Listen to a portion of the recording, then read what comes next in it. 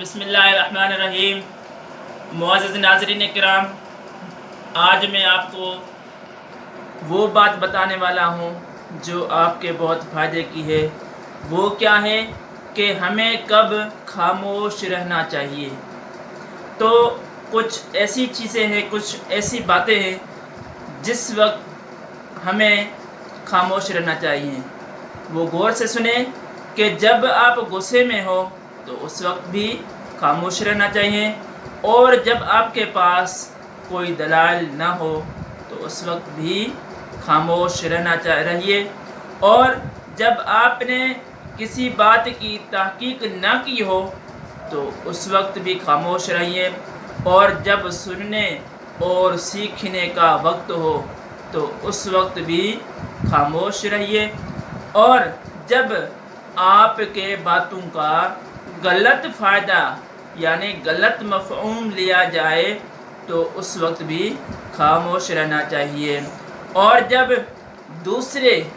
اپنے معاملات طے کر رہے ہو تو اس وقت بھی خاموش رہنا چاہیے، اور جب آپ کا بولنا کسی کی دوستی توڑنے کا سبب بنے تو اس وقت بھی خاموش رہنا چاہیے، اور جب آپ کسی پر تنقید کر رہے ہو تو اس وقت بھی آپ کو خاموش رہنا چاہیے، اور جب آپ بات کو پرخلوص طریقے سے نہ کہہ سکیں تو اس وقت بھی آپ کو خاموش رہنا چاہیے، اور جب آپ کو کچھ بول کر پچھتانا پڑے تو اس وقت بھی آپ کو خاموش رہنا چاہیے، اور جب آپ کسی بات کو کئی بار کہہ چکے ہو یعنی ایک بات کئی مرتبہ کہہ چکے ہو تو اس وقت بھی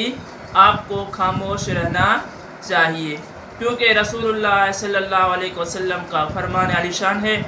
کہ من سمت نجا۔ رسول اللہ صلی اللہ علیہ وسلم نے ارشاد فرمایا، جو شخص خاموش رہا اس نے نجات پائی۔ تو نجات کے لیے کچھ جگہوں پر خاموش رہنا ہمارے لیے لازمی ہے۔